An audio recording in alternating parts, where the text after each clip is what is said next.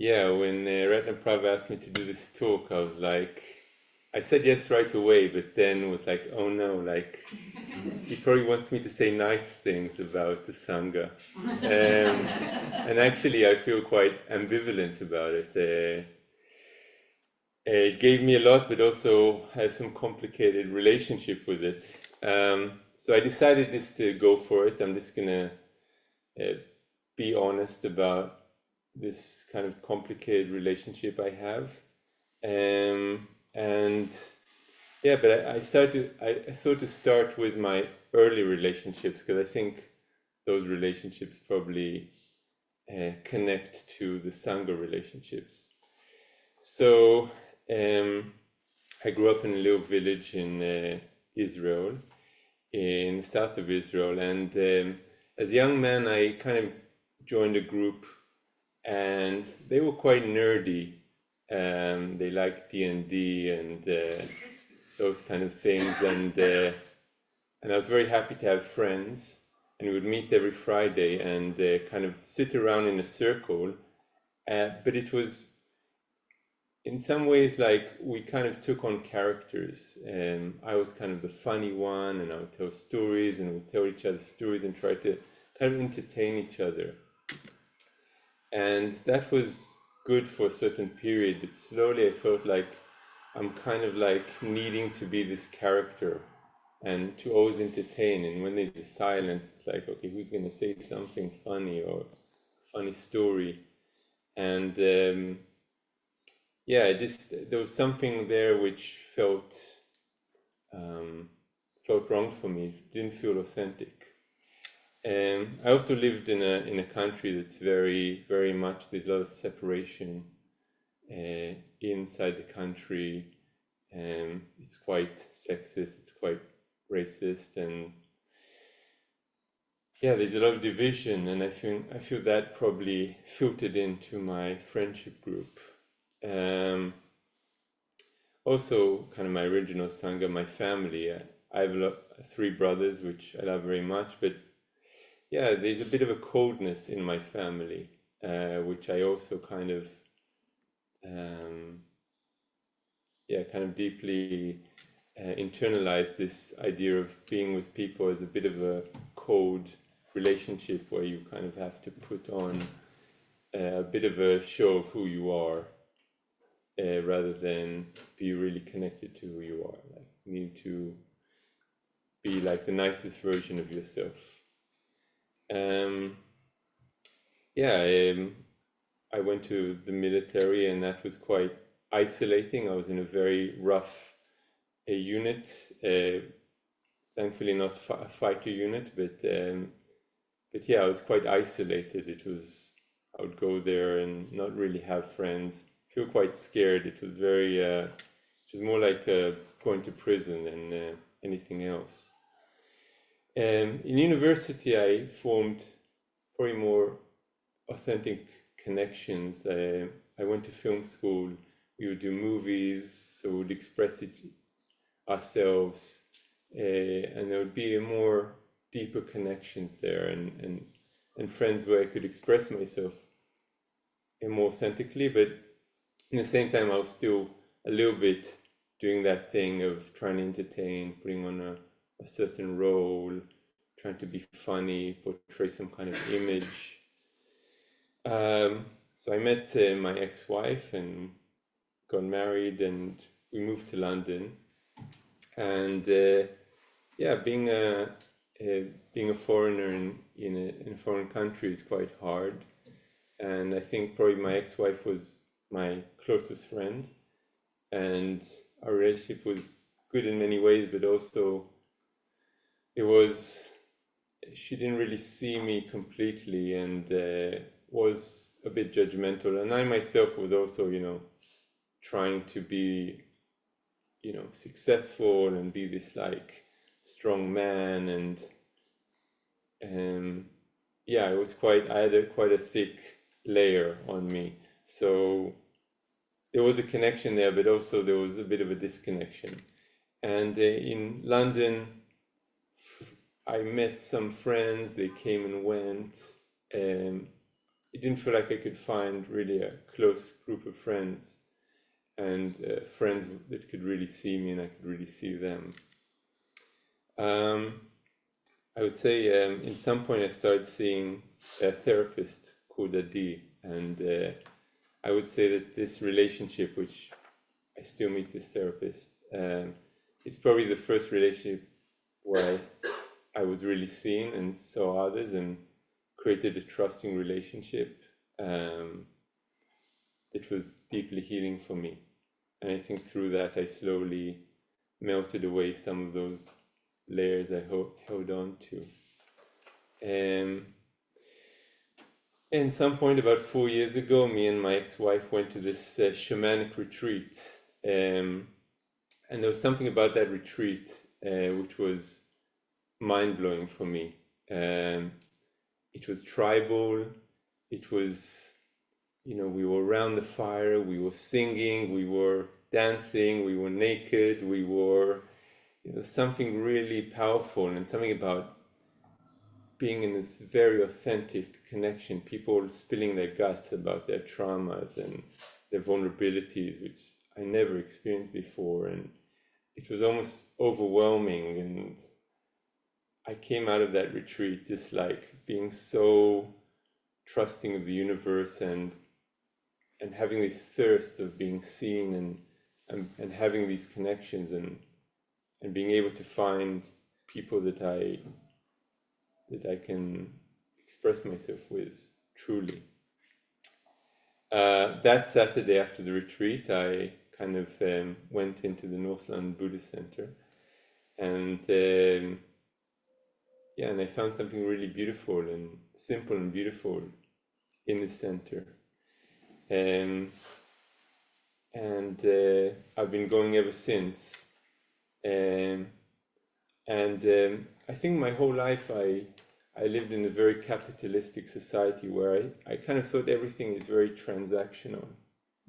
And there's something quite beautiful. I'm in the team here in North London for years already, and people come from wanting to help, wanting to do something good for others and themselves, and it's not about money or prestige or all of that. I mean, I'm sure we all have our egos and we're not enlightened, but there is a good intention behind it generally. In that Saturday, I had a tea with two women from North London, and one of them told me about ecstatic dance, and through the dance I could also connect to people very deeply. I could have relationships through a dance, which I could really be myself and really find others. It was very beautiful and teaching for me. Around this time, my ex-wife also was going through a spiritual growth, and kind of this growth kind of we saw the cracks in our relationship were more and more seen, and kind of the elephant in the room was appearing quite vividly, and kind of forced us to look at things, and eventually we broke up.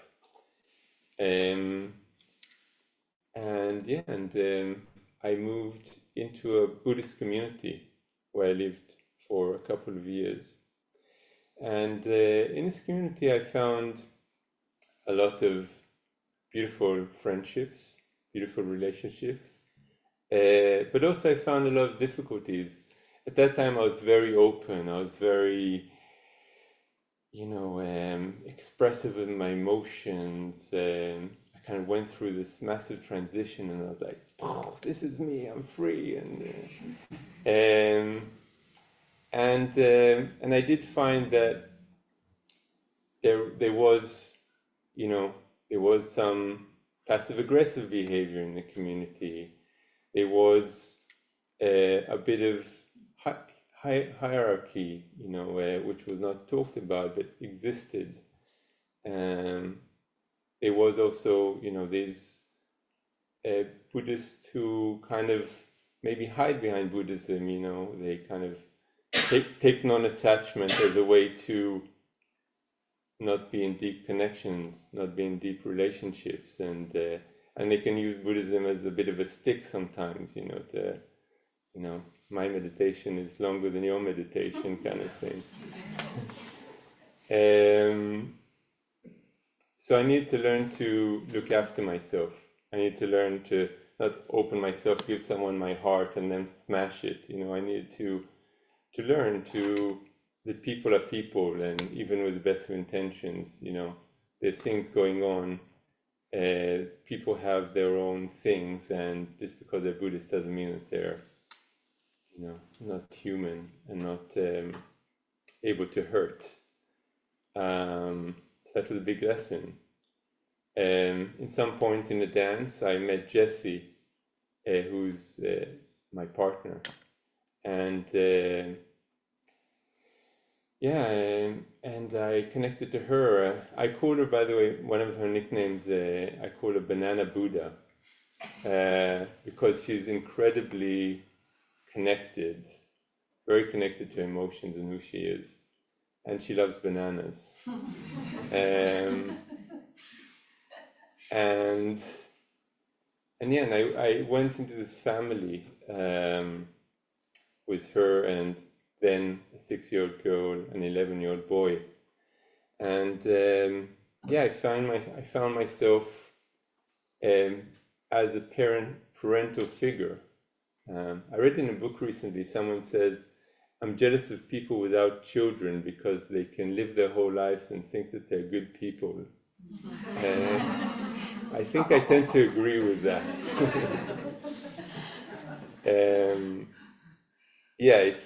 It triggered me a lot, you know, and I had to, you know, to deal with rejection a lot and to still be there and to, it was difficult, but then also I did find the connection with the kids, and I did grow from it, and I can express myself, be a child, roll around, and I think I'm quite good at it, and it made me grow. Need to start to wind up. Okay. I still come to the Sangha. I meet Laura almost once a week when we have the chance. I always go for a lunch with the Sangha after the group, and I always try to include whoever wants to come, and that's open invitation. I feel like there's something about the Sangha where I feel like, I can be more myself, I can connect deeper, and there is acceptance, and it made me grow a lot. And I know that I'm not perfect, I know that the Sangha is not perfect, but I move forward in the path in a grounded and authentic way, the best I can, and I'm looking forward to seeing what the future brings in terms of the Sangha. Thank you.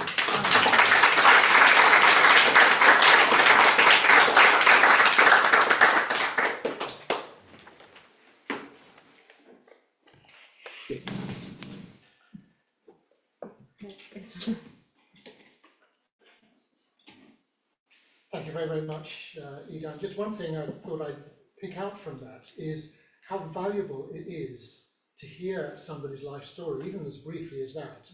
Some of the experiences and the deep experiences that they've been through, both for getting to know that person, but also for getting to know ourselves as well. And I just recommend that you do that with your friends, is to sometimes just sit down, let's tell our life stories to each other. So next we've got Nisha here. Would you like to come? Yeah. Nisha is also part of our team running this class, and has been incredibly helpful with that. I don't really know what to say about Nisha, except just this word came to mind. Nisha is bold. You'll see that Nisha wears bold clothing. She chooses bright colours, and I think she chooses these bright colours for very, very good reasons. She's expressing something outward going, and and herself as well. Herself is coming across. So yeah, I just find Nisha a delightfully authentic person, a lovely presence in our team here, and bringing that energy of boldness. So over to you on whatever you want to talk about. Let's see what comes out. Okay. I don't know if I can actually see that, so do tell me if I'm running over. Hi everyone. So, last night I had some friends round. They were my uni friends, and it was quite a late night. There were lots of bottles on the table. There was this weird competitive QR code game where it played us a song and you had to like name it and place it in the right order. There was oodles of vegetarian food that I was very proud to have prepared. Cheese, biscuits, chocolate. It was, you know, full of reminiscences, catching partners up on things they didn't know about their partner at uni. Lots of laughter, and we probably annoyed the neighbours. Did not give me enough time to prepare for this. They live in South London, life is busy, cooking is a lot. It's hard to fit in. When I do all of that, and I have friends like these, which I invest in and love, it made me wonder when I came here, why would I invest more time in spiritual friendship? I came from a different group to Triratna, which had much less emphasis on this, and I wasn't really sure whether I had time for it, to be honest. But 3 things have come out in my time with Triratna that have been really important, and I'm going to use the Triratna terms, but then talk about them. So one is horizontal friendship, one is vertical friendship, and one is what I'm going to call a deep connection to self and others as we really are. So we were kind of asked in this talk to define spiritual friendship, and that kind of aligns to these things. So I'll do them hopefully briefly and then in a bit more depth. So for me, spiritual friendship has meant finding people with shared values. And that's also meant a reminder that I can go against the grain of society, because I do find what's required here in Buddhism much more countercultural than what I did before, which was just quietly meditate by myself, wander off into the world and carry on the same. And this is really asking me to be different all of the time, and sometimes that's really going against things that I've been brought up to do. Maybe I will not do these, maybe I'll do them all in one go, rather than going around them. So basically, I love my uni mates, but I'm different from them. I'm not necessarily up for drinking 2 bottles of wine per person in a night. And I'm kind of more open to other friendships and other values. So one of the things that I do here is I'm in a mitra study group, so we study Buddhism together. And when I first met my group, there was a lady in my class who's also from an Indian background, and she's older. And in my mind, I was like, oh no, it's an auntie. And in the Indian community, an auntie is like someone who's going to be like, oh, you must do it like this. Oh, you're talking to boys, or whatever it was that I was brought up with. And I was like, this is going to be horrific. How am I going to be able to be myself with this old auntie in the group? And it's been completely the opposite, because we're both here, because we both share something. And she understands where I'm coming from, and I understand where she's coming from sometimes without us having to say anything. And so we've both got different ways of journeying through this, but that's actually one of like my most important friendships. I've loved going to her house, meeting her family, and learning more about her. So there's been a diversity. And similarly, I have friends now, or I've spent a lot of time with people who are much older than me, and who I probably formerly wouldn't have got to know. And I've learned a lot from them. They make me laugh. And I, still sometimes receive beautiful things from people, and I really enjoy that. So this kind of horizontal friendship has given me a lot, and it also shows me that the things that I valued before, like earning money, being successful, always being busy, and being focused on external validation, can be met in slightly different ways, or maybe just aren't as important as I thought. And so that's been really meaningful and helpful from a horizontal friendship point of view. So for me, spiritual friendship is also what they call in Triratna vertical friendship. And that kind of sounds a bit hierarchical, but really just means that people who are more experienced on the path, often the people wearing these white silky handkerchiefs around their necks, will give you the time of day, and more than that, they'll really help you. And some of them are really generous with their time. and they set a really, really good example for me. I think what I'm saying is it's about inspiration. So I've met someone, I'm going to talk about someone who I've asked to be my preceptor, so it just means we have a particular relationship. And she's like me, she's quite busy. She's spent a lot of her life doing way too much and trying to fit way too much in.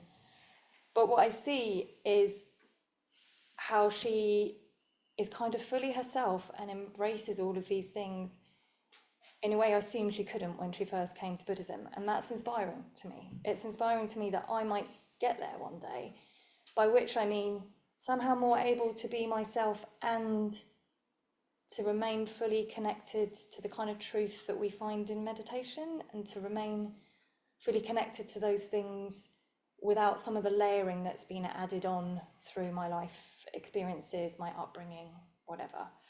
And one of the things I really notice is I can go to her with what I think is a problem, or which is usually like, how am I going to do everything?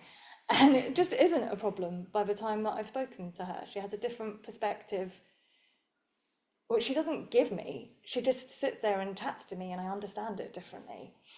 And I want to be more like some of the order members. And I think I also had this idea that the order members didn't have fun.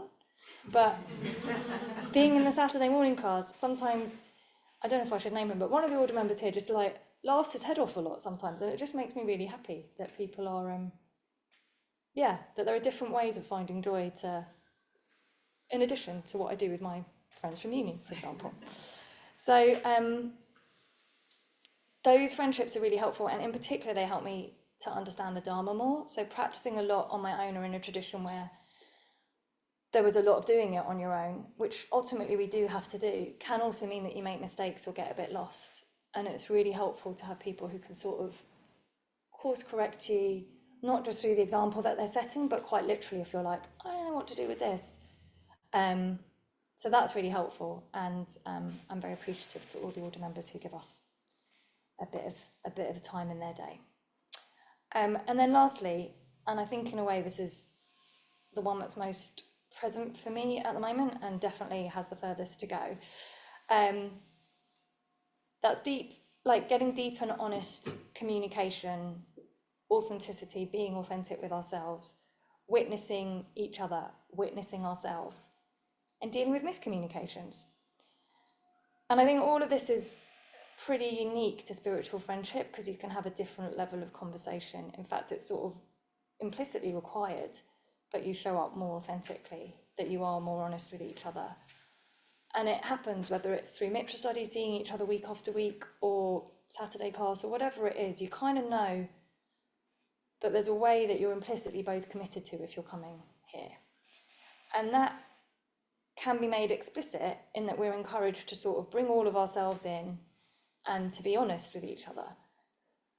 And that can be hard. And so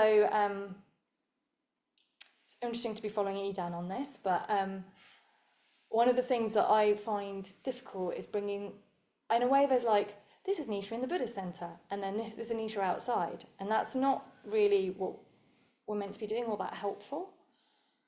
But some of what's outside is not actually that easy to bring in, it's not that easy to talk about, it can be very personal, very emotional for people. So I hope it's okay to bring this in now. I felt like I was really ignoring some of my feelings, not just feelings, but some of what I saw as the facts around what's going on in Gaza and Palestine. I've got friends who, I've spent 2 years living in Lebanon, and I had a lot of friends who I was in contact with while that country was being brought into the war. And I have a friend, a very close friend, who's been working in Gaza consistently for long before October the 7th, and who struggles with some of the things that he sees. And I brought in, I didn't really bring it into the Buddhist Centre because I just thought it was too controversial. And then I was like, let me learn to talk about this in a way that is factual, not emotional, and is hopefully understanding.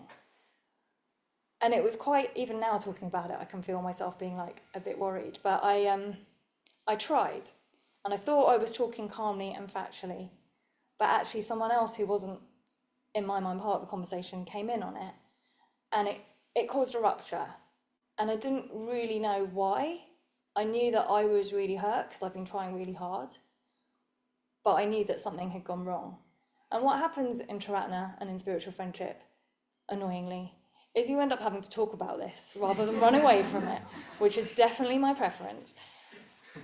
And that can mean asking what happened, understanding what happened. In fact, it got worse before it got better, trying to bring it up, having worse reactions. And it involves having to apologise, or it involved, for me, having to apologise and having to hear what hadn't worked, where I maybe had been factual but other things hadn't worked. And what it became apparent was this wasn't really about the different opinions we held. It was about how we communicated with each other and about those things and experienced each other. So that was difficult. I'd really rather ignore it. And all of this stuff is and continues to be painful because we are all, I think even the order members, still works in progress. And it's hard to be authentic and to show up with all parts of ourselves.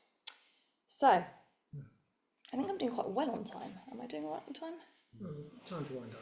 Good, because I don't have anything else to say.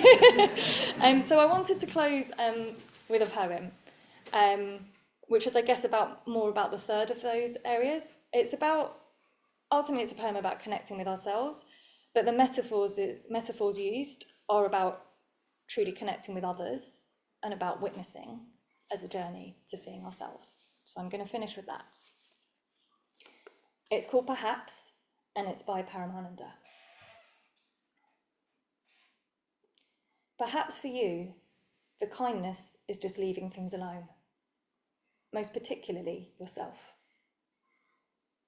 Being at home when you call, not having somewhere to rush off to, sitting and letting your anxious hands settle against your quivering body. Breathing in the green all around, even in the city.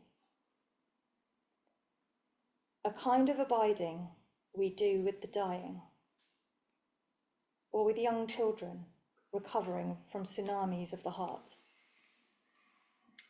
Moments of grace when action falls away, but more than just a witness.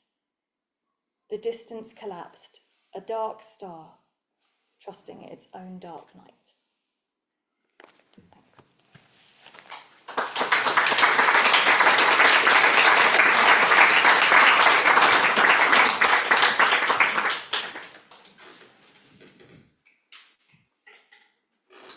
Thank you very, very much, Nisha. The one thing I want to take away from that, which is also my experience of Sangha, is that you meet people you wouldn't normally meet, from backgrounds that you wouldn't normally expect to encounter, with views that you would normally avoid, maybe.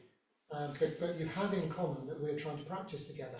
And so you can't just avoid that. You've got to actually meet each other and learn how to listen to each other, learn how to express yourself authentically, as Nisha was saying as well. And that's a long process. It's not an easy thing to do, but I think it is necessary, and it makes the Sangha work as a Sangha rather than just as an interest group of people who all happen just to have the same interest or the same enthusiasm or the same team they support or whatever. So thank you very much for that, Nisha. And so lastly, we've got Santva. Now, Santva is a long-standing part of this community, very long-standing, and she's dedicated herself to the thriving of this community for many, many years. For a long time, before our current Mitra convener, she was the women's Mitra convener, which meant in a way she was helping women to get to know each other. But she was also very, very generous, and still is very generous with her own time. She's somebody who cares about people and is interested in people. And I didn't realise actually the meaning of her name, but it includes a number of elements. Somebody who talks or expresses herself kindly, someone who comforts, someone who pacifies, someone who consoles. But what I bring from that is the bringing of peace. So the bringing of peace in communication, I think Santva is extremely good at, and she takes other people seriously.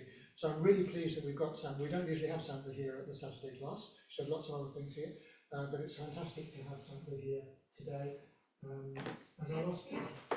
Thank you very much, Santva.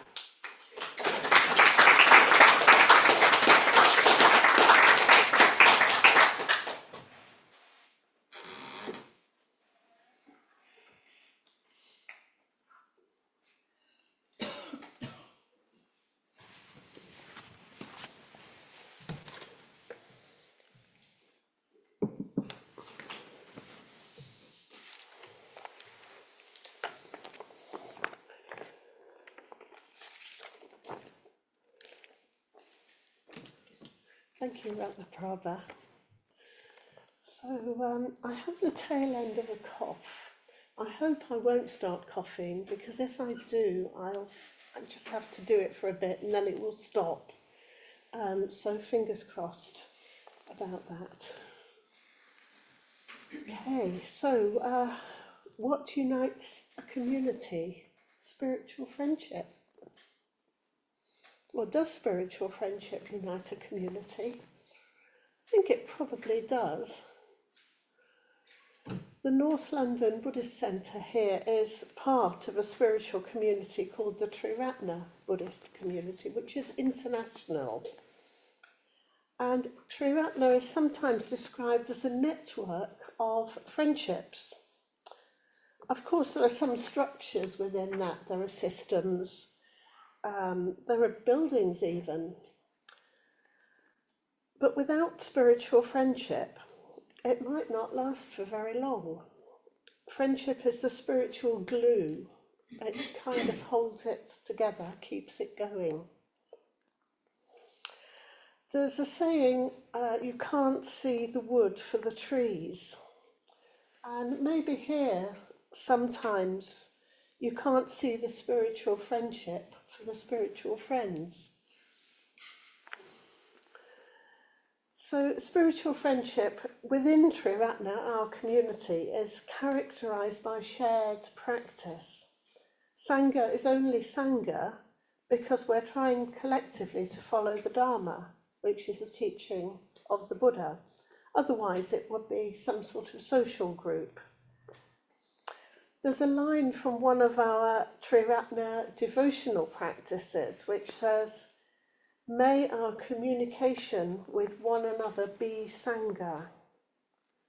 This is another way of saying, may the way we talk with each other unite us in friendship. And the other way round, may our friendship unite us. The Buddha once famously told his companion, Ananda, friendship is the whole of the spiritual life.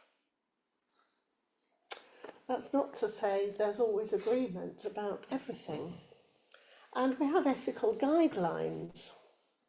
Ethical practice includes guidance about how to disagree and remain truthful, remain kindly and helpful and harmonious.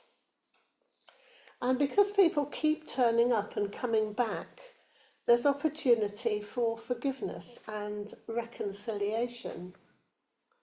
And forgiveness and reconciliation are always sweet, with a taste of both freedom and unity. So although friendship is the whole of the spiritual life, and here we are at a Buddhist centre, spiritual friendship can still be elusive. Sometimes we might wonder, well, where is the Sangha? Who is in it? Or how does one get into it? It's clearly not about paying a membership subscription to join. It does seem that we do need to keep turning up. If things aren't happening as we'd like, going off in a huff doesn't lead to connection and a sense of friendliness or friendship. Courage is required. Sangharakshita, who's the founder of our Triratna movement, has various sayings or aphorisms, and one of them is, if you won't get under the shower, you can't complain that it is not wetting you. So, courage. We won't be friends with everyone, we won't know everyone, we won't even meet everyone in person. But if we have one or two friends, we will be connected into the spiritual community and feel its warmth, its energy. I first came along to a Buddhist centre in around 1986, nearly 40 years ago. It makes it sound horribly old, or beautifully old, who knows. At that time, I really didn't get meditation or devotional practice, but I found my way into a study group and was captivated by the Buddha's teaching. It took me a while to make any Buddhist friends beyond the general friendliness of the Buddhist centre and the other people in the study group. That is, friendships that are beyond the coincidence of being in the same place at the same time. I'd found a partner and we were building a family. And also I was quite reserved, quite shy, and generally backward in coming forward. And this is work in practice. However, I did keep turning up, and one thing led to another, and I was invited to join the Triratna Buddhist Order in 2004. One of the things that helped me to make friends was helping out at the centre. I could make myself useful in various ways once the children were in school. And there were plenty of volunteering opportunities here at the North London Buddhist Centre. But even working at a Buddhist centre doesn't mean that spiritual friendship automatically happens. A friend who lives and works at a retreat centre told me that their team were all working very hard to run the centre for the benefit of the retreatants, but had somehow lost sight of the beauty and the enjoyment of the friendship with each other. She had an image of them in mind, standing in a circle, holding hands, facing outwards. Despite the good work they were doing, they felt lonely and separate. So they started spending more time together, giving each other kindly attention rather than being so very task-orientated. And the feeling of unity was slowly restored, and the tasks still got done. So spiritual friendship is there in all forms of practice. In meditation, we were doing the Metta Bhavana not so long ago. If you're struggling to find people to include in the Metta Bhavana practice, come along to the North London Buddhist Centre events. You'll soon find somebody for all of the stages.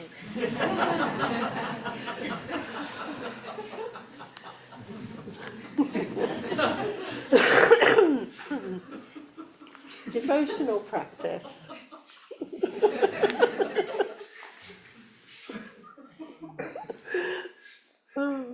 Devotional practice.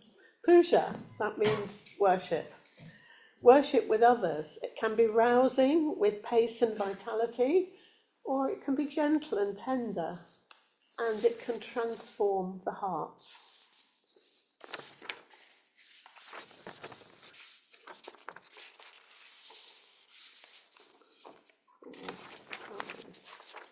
Oh yeah, and study groups. Study groups conduce to personal connections. We get to know each other in a study group through meaningful, interesting conversations that you can't really have easily at work or in the pub. And then just as you get fond of people, the group comes to an end. But soon there's another class, a retreat, or maybe a volunteering opportunity, and we meet again. We can sometimes be bad-tempered and grumpy, but we are social animals. We want connection. We want to be together. There's a well-known African proverb: if you want to go fast, go alone. If you want to go far, go together.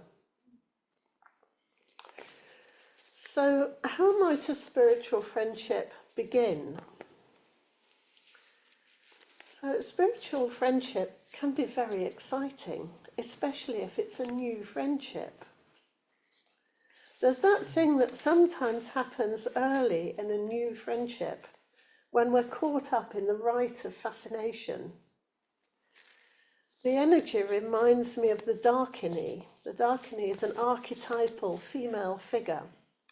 They're sometimes called sky dancers. They're red in colour and they dance naked in cremation grounds, symbolising freedom.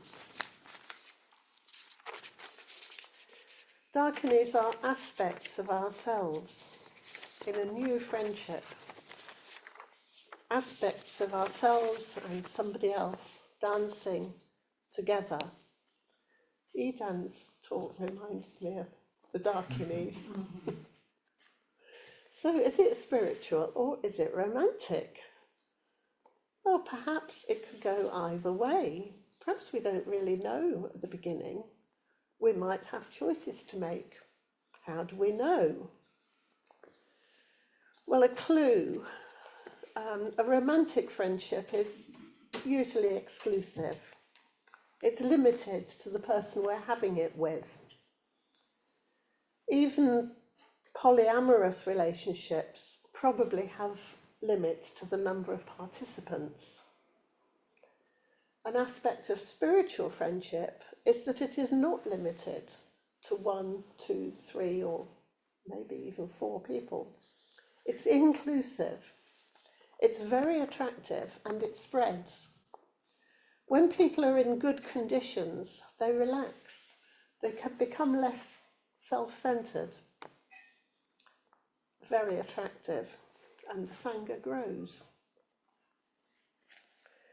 On the other hand, the other extreme, how do we go about befriending someone who doesn't attract us, who doesn't really interest us? The actor Bill Nye wrote something very moving in a recent Observer magazine interview. He's one of my favourite actors. He was responding to questions, very witty, very urbane, entertaining, just what you want in a Sunday magazine. Then one question seemed to elicit a response from him that seemed to come from somewhere else. And the question was, how to respond to someone sitting next to you at a dinner party who you find boring? And Bill said, actually, I think you should just ask them question after question about their childhood, their schooling, their work, their interest, their life. Dedicate the dinner party to them and find out every single detail of their life. Listen, and I bet somewhere in there, there's going to be the thing that ignites them, and you'll suddenly be having a great time. You'll be delighted. Just open up your heart and let them walk around in there for a while. So cultivating interest is vital. Learning how to be interested, how to practice interest. We're not going to practice anything much else if we're not interested. Interested in ourselves, our experience, our life. The Bill Nye story reminds me of a talk Sangha gave in India. I think it might have been in the 80s. I expect Ratnaprabha knows. So I'm going to finish with an extract from that talk. This is Sangha, our founder. I believe that humanity is basically one. I believe that it is possible for any human being to communicate with any other human being, to feel for any other human being, to be friends with any other human being. This is what I truly and deeply believe. This belief is part of my own experience. It is part of my own life. I cannot live without this belief, and I would rather die than give it up. Thank you.